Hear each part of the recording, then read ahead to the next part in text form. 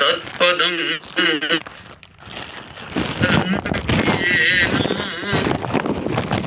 तस्मै रामो मत्सखा रामचन्द्रः सर्वस्वं मे श्रीरामचन्द्रो दयालुः नान्यं जाने नैव जाने न जाने अतुलित बलधामं हेम शैलाभदेहं दनुजवन कृशानं ज्ञानिनामग्रगण्यम् सकल गुण निधानं वानराणामधीशं रघुपति प्रिय भक्तं वात जातं नमामि। प्रेम से बोलिए भक्त वत्सल भगवान की जय। वृंदावन बिहारी लाल की जय। परम आदरणीय संचालक महोदय श्री पटेल जी, भगवत कथा रस रसिक रसज्ञ श्रोतावृंद, श्रद्धामयी देवियों, आइए आज के विषय की ओर चलते हैं। श्री कागभूषण जी महाराज कहते हैं, गरुड़ जी, एक बार हर मंदिर जपत रहे शिव नाम। गोस्वामी जी महाराज ने रामचरितमानस में अनेक बार इस शब्द का प्रयोग किया है, एक बार शब्द का प्रयोग किया है, और जहां जहां एक बार शब्द का प्रयोग किया है वहां वहां कुछ ना कुछ रहस्य है। एक बार ऐसा हुआ, यूं तो कहानी लगता है कि कहानी की शुरुआत ही ऐसे की जाती है। एक बार भूपति मन माही भय गलानी मोरे सुत नाही। कारण है कि एक बार का क्यों प्रयोग किया। एक बार कुंभज ऋषि पाही, एक बार त्रेता युग माही, शंभु गए कुंभज ऋषि पाही। तो एक बार क्यों लिखा था? यहां भी एक बार ऐसा हुआ, वह विशेष था। मैं भोलेनाथ भगवान शंकर जी के मंदिर में बैठा हुआ शंकर जी के नाम का जप कर रहा था और मुझसे एक गलती हो गई। गोस्वामी जी महाराज की एक विशेषता है, ये पूरा का पूरा रामचरितमानस साधना परक है। इसलिए हमारे संत ऐसा कहते हैं कि इसकी व्याख्या साधना परक ही होनी चाहिए। इससे अगर हम कोई दूसरा अर्थ निकालते हैं, अर्थ तो सब निकलते हैं, व्यवहार के अर्थ भी बड़े सुंदर निकलते हैं, लेकिन ये पूरा का पूरा ग्रंथ जीवात्मा और परमात्मा के मिलन की बात करता है। जीवात्मा परमात्मा से कैसे मिल सकता है, इसका सरल से सरल मार्ग क्या है, और उस रास्ते पर कैसे चलना चाहिए, क्या क्या गलतियां हमसे हो सकती हैं, इन सब की ओर गोस्वामी जी महाराज ने संकेत किया है। शंकर जी के मंदिर में मैं बैठ करके भोलेनाथ भगवान शंकर का ध्यान कर रहा था और उनके नाम का जप कर रहा था। जिसका जप किया जाता है उसका ध्यान किया जाता है। जप की पूर्णता ध्यान से होती है।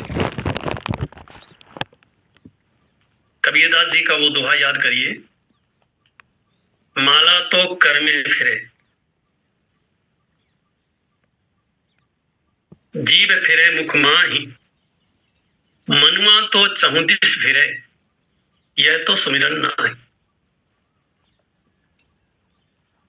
यहाँ स्मरण कहाँ हुआ? जिस इष्ट के नाम का हम जप कर रहे हैं उस इष्ट का स्मरण न हो तो जप कहाँ हुआ?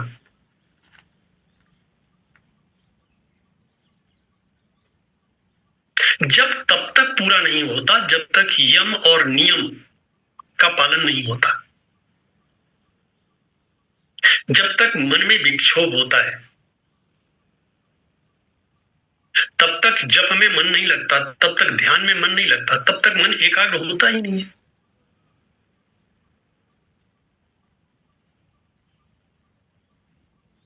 खूब रामायण सुनिए, खूब कथाएं सुनिए। यम और नियम का अभ्यास न किया जाए तो अनेक वर्ष बीत जाने के बाद भी ऐसा लगता है हम जहां से चले थे आज भी वही है।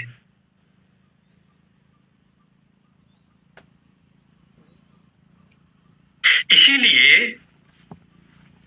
अहिंसा, सत्य, अस्तेय, ब्रह्मचर्य और अपरिग्रह, ये 5 यम, और शौच, संतोष, तप, स्वाध्याय और ईश्वर प्रणिधान, ये 5 नियम, ये हर व्यक्ति के जीवन में कंपलसरी है, अति आवश्यक है। इनके बिना अगर कोई चाहे, कई बार लोगों के द्वारा यह प्रश्न किया जाता है, मैं इतना जप करता हूं, इतना ध्यान करता हूं, मेरा मन नहीं लगता। मन क्यों नहीं लगता?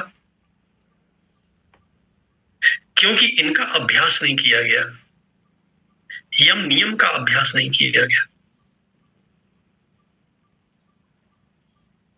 यम नियम को सार्वभौम महाव्रत कहा गया है। सार्वभौम माने सबके लिए है, मानव मात्र के लिए है।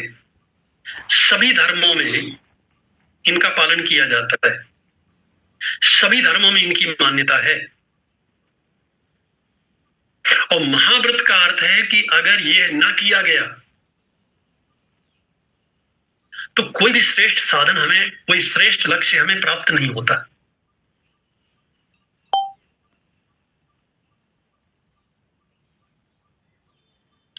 श्री कागभूषण जी महाराज से गरुड़ जी ने वही प्रश्न कर दिया जो प्रश्न गरुड़ जी ने भोलेनाथ भगवान शंकर से किया था। महाराज बाय सत्तन रघुपति भगति, मोहि परम संदेह। कौवे का शरीर और भगवान की भक्ति, ये कैसी? माता पार्वती ने भी यही प्रश्न किया था। गरुड़ जी ने सीधे सीधे कागभूषण जी महाराज से पूछ दिया, काग देह के ही कारण पाई। महाराज आपने ये शरीर, कौवे का शरीर, पूछते समय थोड़ा सा संकोच तो लगा होगा, क्योंकि पूछने वाला है पक्षी राज और पूछ रहा है गरुड़ जी से। कितने प्रश्नों का उत्तर इस कथानक के द्वारा गोस्वामी जी महाराज दे देते। शरीर से कोई फर्क नहीं पड़ता, हम किस शरीर में हैं, किस वर्ण में हैं, किस जाति में हैं, हमारी शिक्षा क्या है, हमारा ज्ञान कितना है, इससे कोई फर्क नहीं पड़ता। हमारी साधना कितनी है, भगवान से हमारा प्रेम कितना है, ये काम की बात है। सो जैसे ही गरुड़ जी ने श्री कागभूषण जी महाराज से ये पूछा कि काग देह के ही कारण पाई, महाराज ये कौवे का शरीर आपको क्यों मिला? इस प्रश्न को सुनकर के कागभूषण जी महाराज कहते हैं, गरुड़ जी, आपके इस प्रश्न को सुनकर के मुझे कई जन्मों की याद आ गई। मैं आपको सुनाता हूं। प्रथम जन्म के चरित अब कहूं सुनो विंगेश। अब पहले जन्म की कथा सुनो। उस कथा को सुनकर के भगवान के चरणों में तुम्हारा प्रेम होगा। सुने प्रभु पदरति उपजे। इसलिए सुना रहा हूं, मैं कोई आत्मचरित्र नहीं सुना रहा हूं। मैं कोई बहुत महान हूं और मेरे प्रथम जन्म का चरित्र बहुत महान है, ऐसा नहीं है। इसके बाद श्री काकभूषणी जी महाराज बताते हैं कि पहले जन्म में मेरा अयोध्या में जन्म हुआ। शूद्र का शरीर था। मैं शंकर जी की भक्ति करता था। बहुत समय तक अयोध्या में रहा, फिर वहां अकाल पड़ गया। मैंने अयोध्या को छोड़ दिया और अयोध्या को छोड़ करके गयो उज्जैनी, सुन उर्गादी। ये एक मनोवैज्ञानिक तथ्य है इनके जीवन में। अयोध्या में रहते थे, राम जी के प्रभाव को सुना था, लोगों से भगवान की कथा भी सुनी होगी, भगवान के प्रति थोड़ा सा भरोसा भी बना होगा। अकाल पड़ गया। स्वाभाविक है काकभूषणी जी महाराज को ऐसा लगा होगा, कैसे भगवान है जो अपने ही नगर का अकाल नहीं बचा पाए। ये भगवान ज्यादा काम के नहीं। तो अयोध्या को छोड़ करके कहां गए? गयो उज्जैनी, उज्जैन गए। गयो उज्जैनी सुन उर्गारी, दीन मलिन दरिद्र दुखारी। गए काल कछु संपत्ति पाई। कुछ समय बाद फिर मुझे कुछ धन धान्य मिल गया, मैं संपन्न हो गया। मुझे लगा हाँ, ये स्थान अच्छा है, यहाँ का देवता अच्छा है। वहां था तो दरिद्रता का जीवन रहा और यहाँ आया तो सब मौज में हो गया। ये जगह ठीक है। शंकर जी के प्रति भक्ति पड़ी। कुछ लोग ऐसे होते हैं, उन्हें थोड़ा सा धन संपत्ति मिल जाए, ये कहते हैं भगवान की बड़ी कृपा है। हाजी, रुपया पैसा होना भगवान की कृपा नहीं है।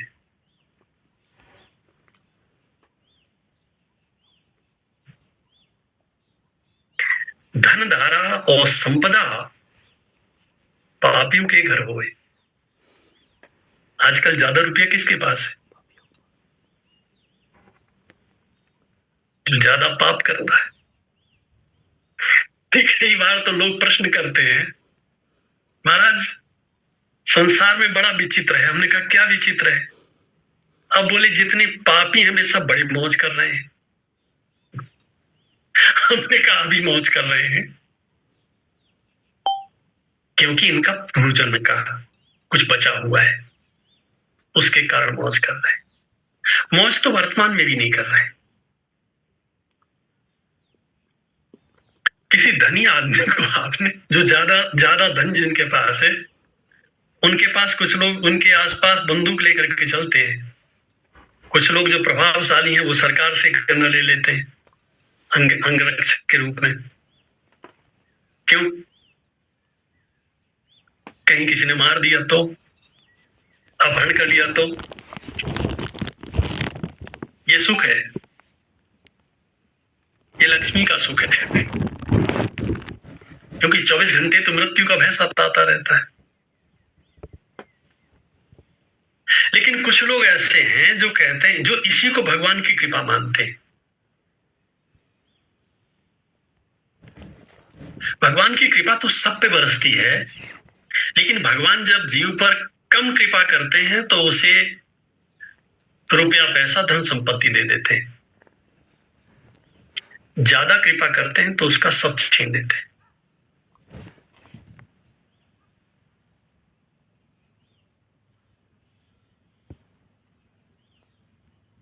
अपनी भक्ति का दान करते हैं। ये कागभूषणी जी महाराज अपने जीवन में सुनाते हैं। भगवान जब कागभूषणी जी महाराज से राम जी प्रसन्न हुए तो राम जी ने कहा कि मैं तुम्हें ये देता हूं, ये देता हूं, ये देता हूं, ये देता हूं, सब कुछ गिना दिया। लगे सोचने, प्रभु कह देन सकल सुख सही। ये सही बात है कि भगवान सब कुछ देने को बोल रहे हैं, एक जगह कंजूसी कर रहे हैं। क्या बोले? भगति अपनी देन न कही। सब कुछ बोला लेकिन अपनी भक्ति की बात नहीं कर रहे। भगतिहीन गुण सब सुख ऐसे, लवन बिना बहु व्यंजन जैसे। बिना भक्ति के सारे सुख ऐसे हैं जैसे व्यंजन 56 प्रकार के व्यंजन बनाया जाए, बस उसमें नमक न डाला जाए। कैसे होंगे? भगति बिना सुख कौने काजा। बिना भक्ति के कोई भी संसार का सुख किसी काम का नहीं है। क्यों? बिना भक्ति के संसार के हर सुख के पीछे दुख खड़ा है। सुख कम, दुख अधिक बड़ा है। ऐसे सुख को कौन बुद्धिमान लेना चाहेगा? तेहि कलिजुग कौशलपुर जाई, जन्मत भयम शूद्र तनु पाई। शिव सेवक मन क्रम अरुवानी। ये आरंभ से ही भगवान के सेवक थे। अयोध्या छोड़ दिया तो उज्जैन चले गए।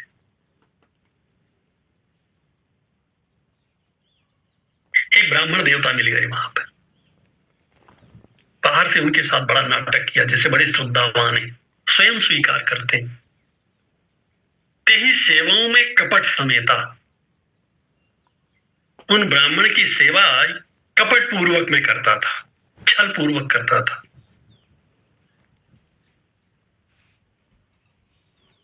द्विज दयाल अति नीति निकेता, बाहिज नम्र देख महिसाई। वे पर पढ़ाओ पुत्र की नहीं। वे बड़ा प्रेम करने लगे मुझसे। मुझे ऐसे शिक्षा देते थे, ऐसे ज्ञान देते थे जैसे अपने बेटे को पढ़ा रहे हो। लेकिन कुछ समय बाद ही वो समझ गए कि शंकर जी में तो इसका प्रेम है, राम जी में नहीं है। एक दिन बुलाया पास में। उन्होंने कहा, बेटा ये जो श्री राम है, राम ही भजहि तात शिव दाता। शंकर भी इनका भजन करते हैं और ब्रह्मा जी भी इनका भजन करते हैं। अगर तुम शंकर जी से प्रेम करोगे और राम जी से प्रेम नहीं करोगे, शंकर जी प्रसन्न नहीं होंगे।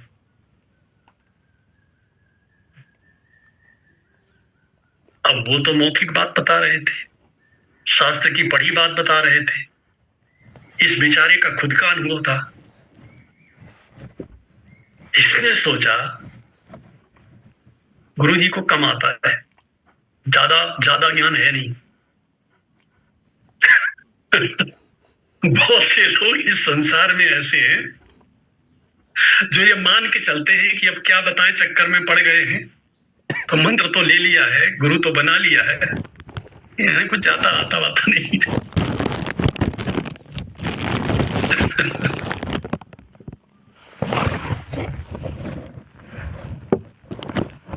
और जब ये बात मन में बैठ गई, अब गुरु हित कहे न मोह सुहाई। गुरु जी काम की बात बताते थे, अच्छी बात बताते थे, इन्हें बिल्कुल अच्छी नहीं लगती थी। इसके बाद की कथा है कि एक बार की बात है, एक बार हर मंदिर जपत रहे शिव नाम। एक बार मैं शंकर जी के मंदिर में बैठा हुआ, भगवान शंकर के नाम का जप कर रहा था। गुरुजी आए, तो मैंने सोचा होंगे गुरु आयु अभिमान ते उठ नहीं कीन प्रणाम, क्योंकि अभिमान अंदर भरा हुआ था मेरे। मैं ना उठा और ना मैंने उन्हें प्रणाम किया। देखो भगवान कैसे हैं और भगवान का स्वभाव कैसा है। देवर्षि नारद लिखते हैं, ईश्वर स्यापी अभिमान द्वेषित्वात्, भगवान भी अभिमान से द्वेष करते हैं, और दैन्य प्रियत्वाच्च, और दीनता उन्हें बहुत अच्छी लगती है। माने जिस व्यक्ति के अंदर अहंकार है,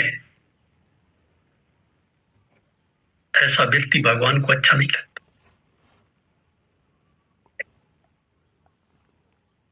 तो भगवान के हम प्यारे बने, इसके लिए क्या करें?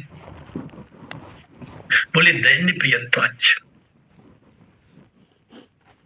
गोस्वामी जी महाराज भी लिखते हैं कि बंदों सीताराम पद, मैं ऐसे श्री सीताराम जी की वंदना करता हूं जिन्हीं परम प्रिय खिन्न।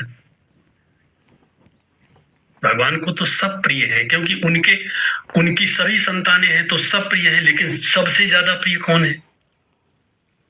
परम प्रिय कौन है? बोले दुखी है। खिन्न माने दुखी, खिन्न माने दीन, जिसमें दीनता और हीनता का भाव है, वो भगवान को बहुत अच्छा लगता है। ठीक वैसे ही जैसे एक पिता के अनेक पुत्र हैं, कोई विद्वान है, कोई पंडित है, कोई धन संपत्ति का स्वामी है, तरह तरह के गुणों वाले हैं। एक ऐसा है जिसे कुछ नहीं आता, अपने पिता की सेवा करता है, इसे छोड़ के और कुछ नहीं आता और दुखी रहता है। सोसुत प्रिय पितु प्राण समाना, ऐसा पुत्र पिता को प्राणों के जैसा लगता है। यद्यपि सो सब भांति अयाना, उसमें कोई गुण नहीं है, एक गुण है,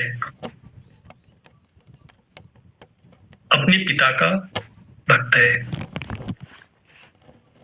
हम सब भगवान की ही तो संतान है। यहां एक बात और ध्यान देने की है, बड़े काम की है। जब गोस्वामी जी महाराज ये लिखते हैं कि परबस जीव स्वस भगवंता, जीव अनेक एक श्रीकंता, जीव अनेक हैं, भगवान एक है। जीव पराधीन है, माया के अधीन है, और माया भगवान के अधीन है। माया से बचने का उपाय क्या है? बिना भगवान की कृपा के और बिना भगवान की भक्ति के, गोस्वामी जी महाराज रामचरितमानस में इस बात को स्थापित करते हैं, बिना भगवान की भक्ति के और बिना भगवान की कृपा को पाए जीव का कभी कल्याण नहीं हो सकता। विनिश्चितम वदामि ते न अन्यथा वचांसी में, मैं निश्चय पूर्वक इस बात को कहता हूं, गोस्वामी जी लिखते हैं, मैं निश्चय पूर्वक इस बात को कहता हूं, न अन्यथा वचांसी में, मेरी बात कभी अन्यथा हो ही नहीं सकती। हरिम नरा भजंती, जो लोग भगवान का भजन करते हैं, ये जो अति दुस्तरम तरंती थे, यद्यपि भवसागर को पार करना बहुत कठिन है, इसीलिए भव शब्द के साथ सागर शब्द लगाया है। जैसे कोई कहे मैं समुद्र को तैर करके पार कर जाऊंगा, कैसे कर जाएगा?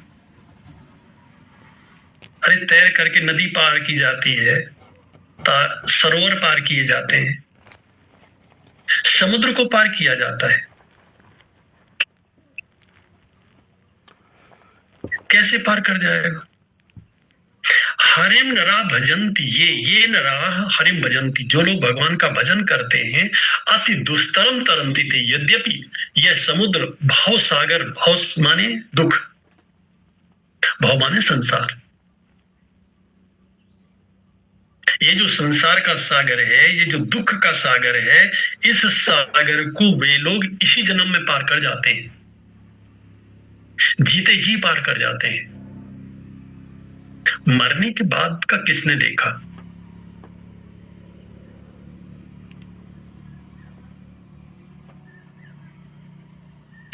एक बार की बात है, मैं भगवान शंकर के नाम का जब उन्हीं के मंदिर में बैठ करके कर रहा था, उन्हीं के सानिध्य में कर रहा था।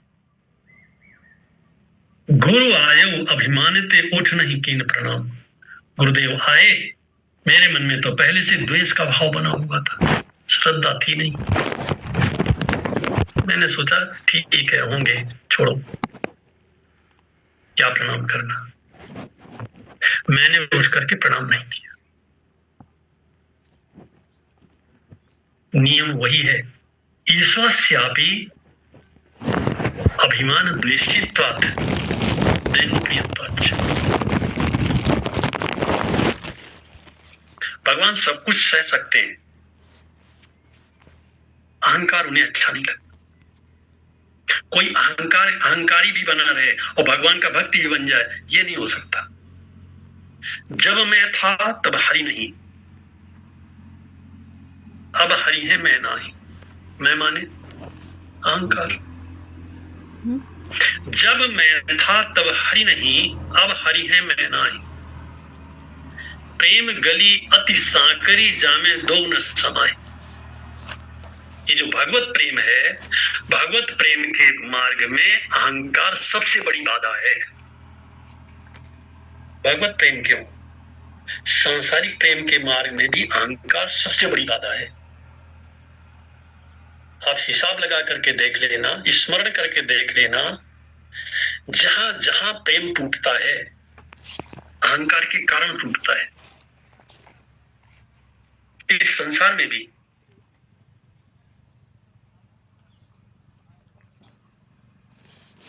हमें सबसे अधिक दुख देने वाला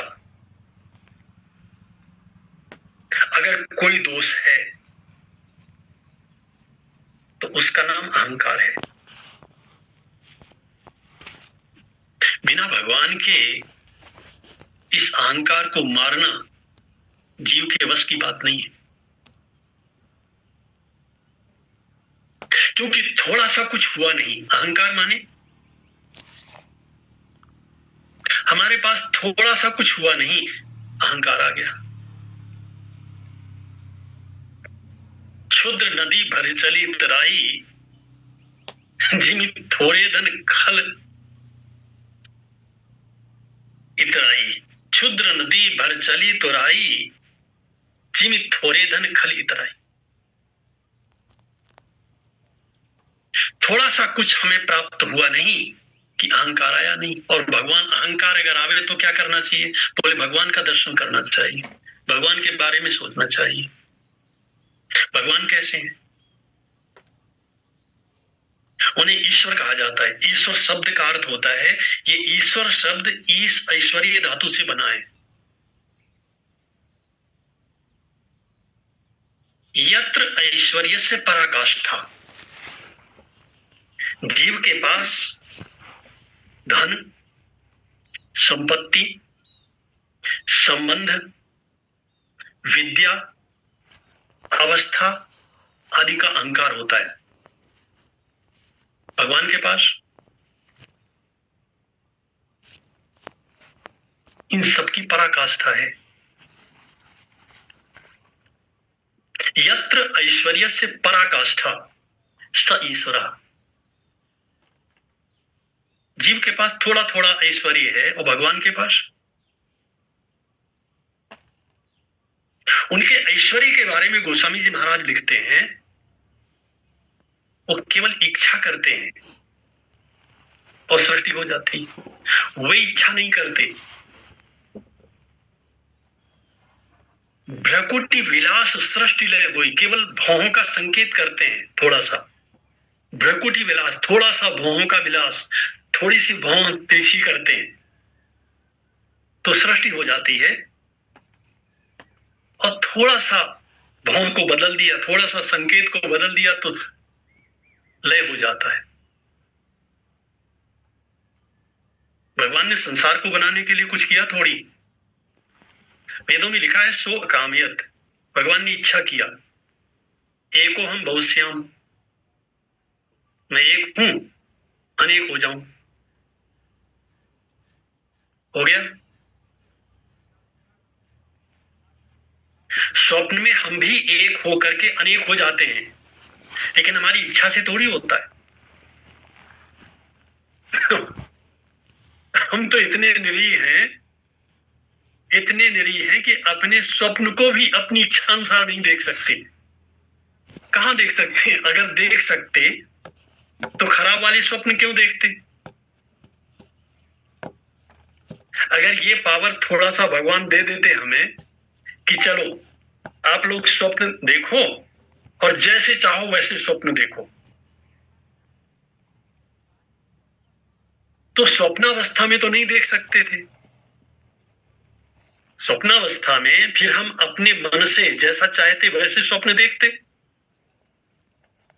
ऐसा नहीं दिया, स्वप्नावस्था में नहीं दिया, जागृत अवस्था में दिया। उन्होंने ये पावर दिया, अब तुम जैसा चाहो वैसा सोच लो, कल्पना लोक में जैसा चाहो वैसा सोच सकते हो। ये पावर है जीव के पास। एक बार हर मंदिर जपत रहूं शिव नाम, गुरु आयु अभिमानते उठ नहीं कीन प्रणाम। मैंने गुरु जी को प्रणाम नहीं किया, गुरु है व्यष्टि और भोलेनाथ भगवान शंकर हैं समष्टि। गोस्वामी लिखते हैं तुम त्रिभुवन गुरु वेद बखाना। ये भगवान शंकर क्या है? बोले त्रिलोकी के गुरु।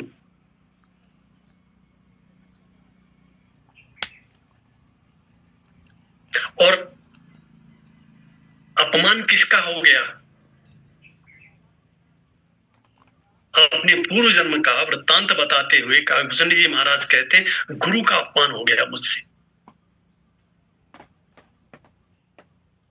गुरु जी को तो कोई क्रोध नहीं आया, मानात मानयोस तुल्य। उन्होंने ऐसा अभ्यास किया था, उनका कोई सम्मान करे तो उन पर फर्क नहीं पड़ता, अपमान करे तो फर्क नहीं पड़ता। क्यों? वो मानते ही नहीं कि किसी व्यक्ति ने ऐसा किया है, कोई व्यक्ति ऐसा कर सकता है। उन्होंने स्वयं भोलेनाथ भगवान शंकर से कहा महाराज तो माया बस जीव जड़ संतत फिरे भुलान। भगवान शंकर से क्या कहा? उनका महाराज इसका कोई दोष नहीं है, आपने श्राप इसे दे दिया। शंकर जी ने मानो पूछा कि तो फिर दोष किसका है? बोले आपकी माया का। तो जैसे जैसे सुग्रीव जब 4 महीने तक राम जी की याद नहीं किया और फिर राम जी के पास आया तो राम जी ने कहा सुग्रीव 4 महीने कहाँ रहे? बोले महाराज इसमें मेरा कोई दोष नहीं है। राम जी ने तुम तो कह रहे थे कि मैं ये कर दूंगा, ये कर दूंगा, ये कर दूंगा, तुमने मेरी खबर तक नहीं ली 4 महीने तक। सुग्रीव ने कहा मेरा कोई दोष नहीं। बोल फिर किसका दोष है?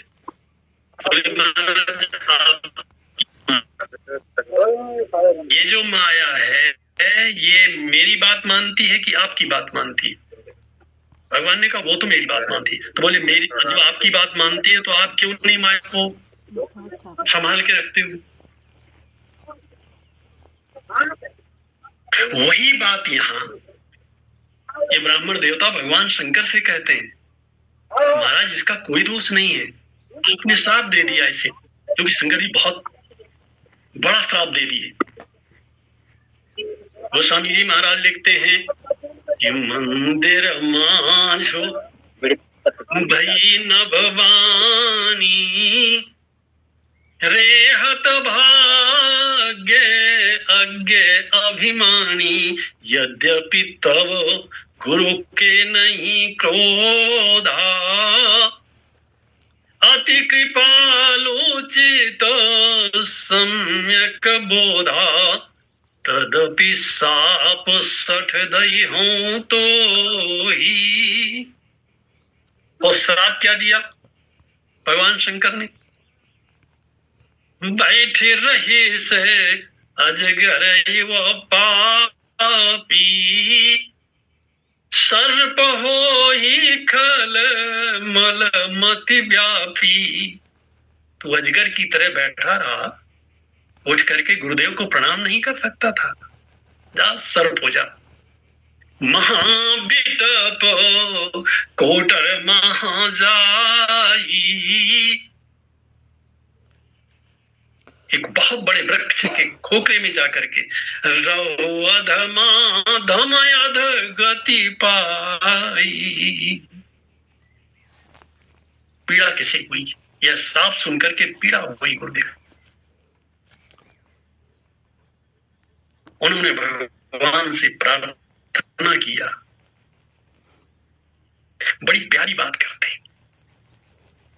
इस रुद्राष्टक की सबसे बड़ी बात यह है, इसकी शुरुआत गजब की है। नमामीसम ईशान निर्वाण रूपम प्रभु, आप तो मोक्ष के देवता हैं। जीव को ऐसे बंधन में डाल दिया, हजारों जन्मों तक इसका उद्धार नहीं होगा। निर्वाण रूपम, आपका स्वरूप है मोक्ष, आप मोक्ष के देवता हैं महाराज, क्या कर बैठे? तो बोले इसने गलती किया है। महाराज गलती इसने नहीं किया, फिर किसने किया है? तब माया बस जीव जड़, ये तो जन्म का मूर्ख है। एक तो मूर्ख आपकी माया से के वशीभूत, इससे आप कैसे अपेक्षा कर सकते हैं ये सही निर्णय लेगा? इससे तो गलतियां होंगी, और ये बात बिल्कुल सही है। अगर कोई ये कहे कि मेरे गुणों के कारण, मेरी साधना के कारण, मेरी तपस्या के कारण मेरा कल्याण हो जाएगा, मैंने इतना जप किया है कि उस जप करने के कारण मेरा कल्याण हो जाएगा। जप किया जाता है अंतःकरण को शुद्ध करने के लिए, जप किया जाता है। जप करते करते साधक जब रो पड़ता है, मेरे से नहीं हो पाएगा, इससे ज्यादा मैं नहीं कर सकता, मैं क्या करूं? जैसे मां रोते हुए बालक को उठा लेती है, इसी तरह भगवान की करुणा उस पर बरस पड़ती है। भगवान शंकर की करुणा को जागृत करने के लिए वो कहते हैं इसका कोई दोष नहीं। शंकर जी सोचते हैं यार मैं महागुरु, मैं परम गुरु, मैं त्रिलोकी का गुरु, जिसका अपमान किया गया है वो क्षमा कर रहा है, इसने मेरा थोड़ी अपमान किया है। मैं बोलने वाला कौन होता हूं? मैं इसे श्राप देने वाला कौन होता हूं? भोलेनाथ भगवान शंकर जो श्राप देते हैं उस श्राप को वरदान में बदल देते हैं। ऐसा उदार देवता कोई दूसरा है ही नहीं। मोक्ष कामम गीसम यजेत,